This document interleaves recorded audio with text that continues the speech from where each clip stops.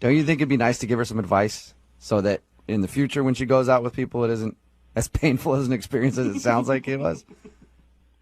She's just the weirdest person that I've ever gone on a date with. That's intense. How so?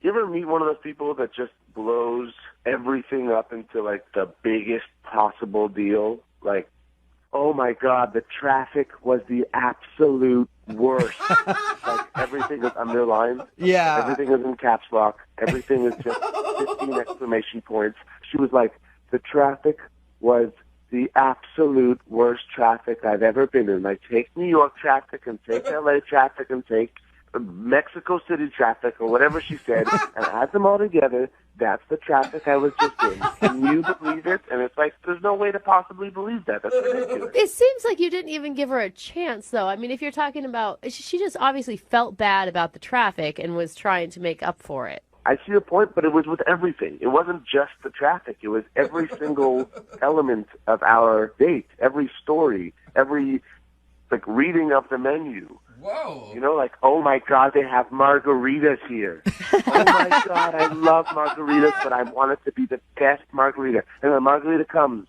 and it wasn't just like, take a sip and like, this is pretty good. You want to try it? It's like, oh, my God. This margarita is amazing. I've never had a margarita like this before. I've definitely been around those type of people. I know exactly the type of person you're explaining. Yeah, you just pray you're not at their table, but you just hear them from the other side of the room. But come on. This is the most amazing, life-changing margarita you've ever had, Eric. All right. They met a shaman on the top of the hill to, like, taste the salt of the Himalayas on the rim of the drink. No, it's a drink. I tried it, and it was like, yeah, it's a margarita. It's a margarita. The poor girl is just excited. Yes, I've had a margarita in my life. Give her a break. You know? Hey, we talked to her a little bit, Eric, and I didn't get that vibe from her at all.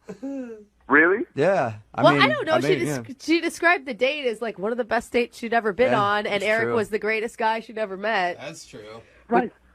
She kept telling, like, she had a bloody nose and, like, stayed at the table and kept telling her story and was like, and then I'm just sitting there and be like, you know, do you need something? Do you need a napkin or whatever? Yeah. And she's just like, oh my God, you're the greatest guy. You're just like the greatest guy. I'm like, you have blood coming out of your nose. You're like, no, I'm not the greatest guy. I'm just a human, and I noticed somebody else with a bloody nose, and I thought I might give them something to wipe it up with.